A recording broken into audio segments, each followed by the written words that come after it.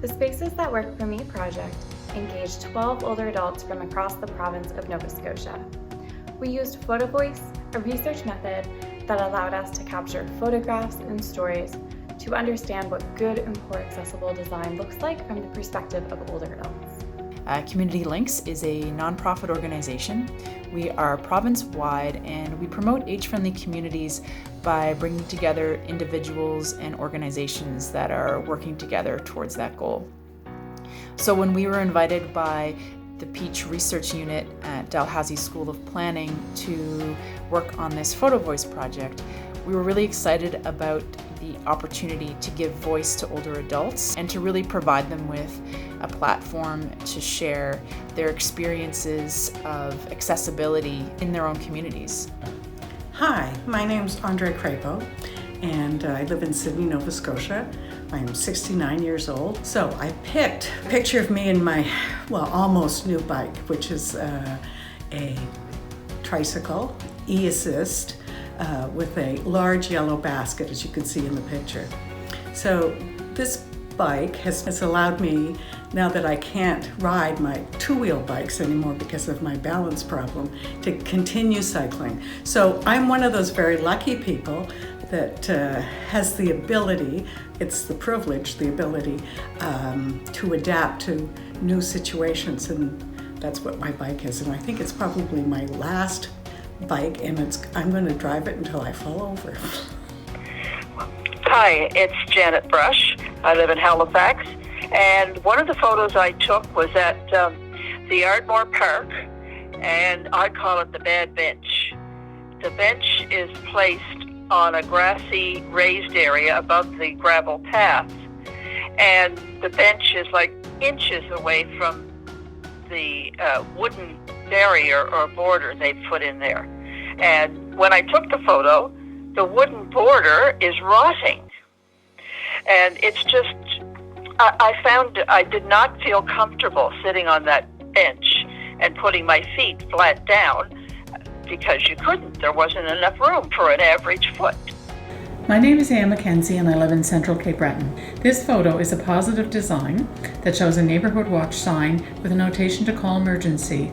In an emergency to call 911. There's a number of these signs placed along the roadway throughout my community. Although the neighborhood watch involves all ages and encourages us to be on alert for crime, it's especially important to help our neighbors who are aging and often live alone. It stands for helping out neighbors when something doesn't seem quite right. The committee brings in experts such as law enforcement officers to educate us about how to make our home and neighborhood safer. Thanks for inviting us to participate in your project. One area that's a little troubling is the Larry Utech area, where cars and pedestrians are not always at positive interface. There's a pedway that leads over the 102 highway for cyclists and walkers, but then once they've crossed the 102, there's a dilemma as to where they should go. There is a pedestrian sign to suggest a walking route, but once crossing Larry Utech, there's nowhere to go but into the ditch along the 102. And perhaps someday this will change. I'm going to talk briefly about the bench on the Cabin Lake Trail that actually overlooks the lake.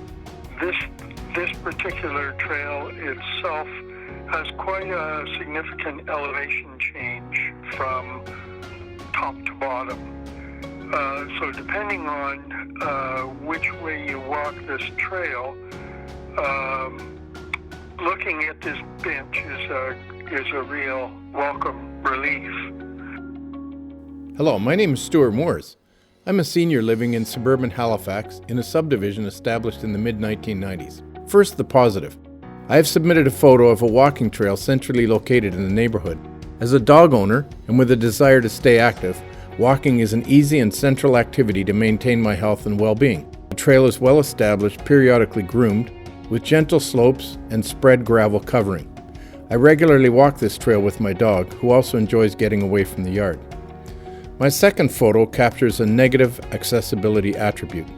Unfortunately, when our subdivision was developed, no sidewalks were put in. Instead, the fairly narrow streets have a gravel shoulder. These are fine in the warmer months, but become very problematic when it snows. Snowplows move street snow onto these shoulders, and then this freezes, making the shoulders perilous for pedestrians. In these conditions, it is often necessary to actually walk on the street and then dodge off onto the icy shoulder when a car passes. So here in Nova Scotia, we actually have the largest population of older adults per capita in the country. And so at Community Links, as promoters of age-friendly communities across the province, we know how important it is to hear from older adults in particular when moving towards more age-friendly communities for everyone. Thank you for watching. If you're interested in learning more about the project's findings, I invite you to watch the results video. And if you're interested in participating in a similar project, please contact me or Community Links. Now let's continue to work to make Nova Scotia a more accessible and age-friendly province.